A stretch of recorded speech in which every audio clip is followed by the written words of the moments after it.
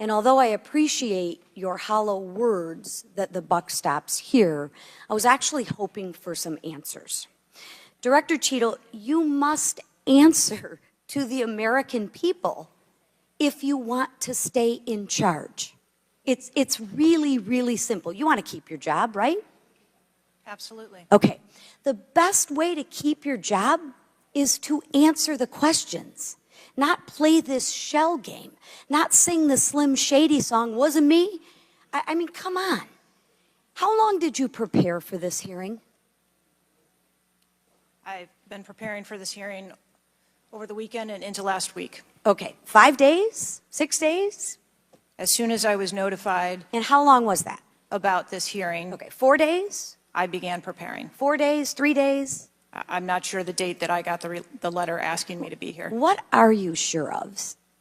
Are you sure the color of your hair? Are you sure the color of your suit? I'm just, like, tell the American people, what are you sure of? You don't even know when you started preparing for the hearing? I mean, the biggest hearing of your life, and you have no clue? You can't remember when you started preparing for this hearing?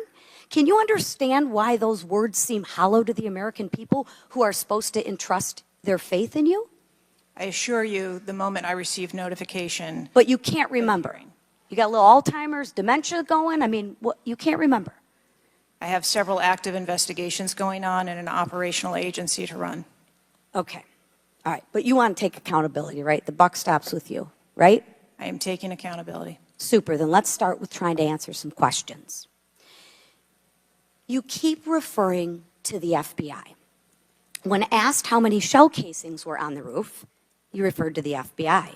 When asked if there were explosives in the car, you referred to the FBI. When asked if Crooks was acting alone, you referred to the FBI. See a common theme here? I can go on and on.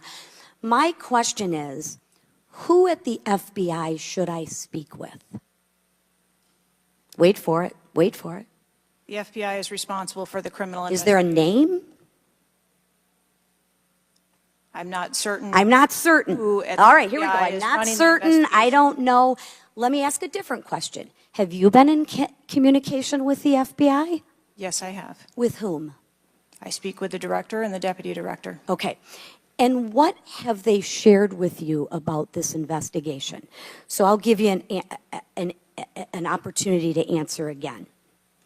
Did they share with you how many shell casings were on the roof?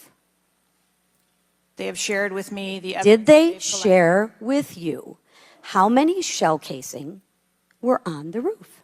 Yes. Okay, how many were there? I would refer to the FBI for their How investigation. many were there? And their information that they need to share in their investigation. So they've shared the information with you. You just don't want to share the information with us, correct? We have concurrent investigations that are going on. So they have shared this information with you.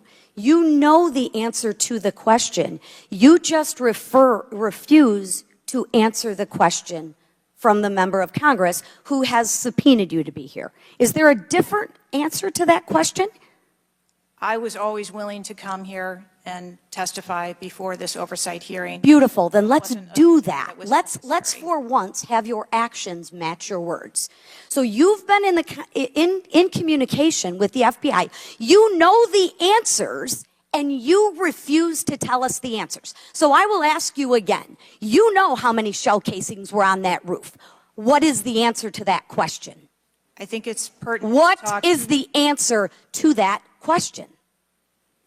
I think it's pertinent to talk to you about the information that the Secret Service has and that the Secret Service knows related to the I'm asking you an events on that answer to the question. If you're supposed to be in charge, if the buck stops with you, how come you can't share the answers? What are you covering up? What are you hiding, my friend? I'm not covering anything up. Then why can't you answer a simple question? I would leave it to the criminal investigation to answer questions related to that. When you talk to the FBI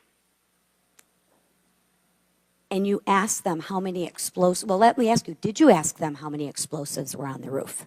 Did they answer that question? Or in the car, excuse me. Did they answer that question for you? Yes. Yes. So you know the answer to that question that my colleagues have asked you. But again, you refuse to give us the answers. You're playing this wasn't me. Well, I submit to you, if you can't, and it's not a can't, it's a won't. It's not a can't. It's not a I don't know. It's a I choose not to answer the question.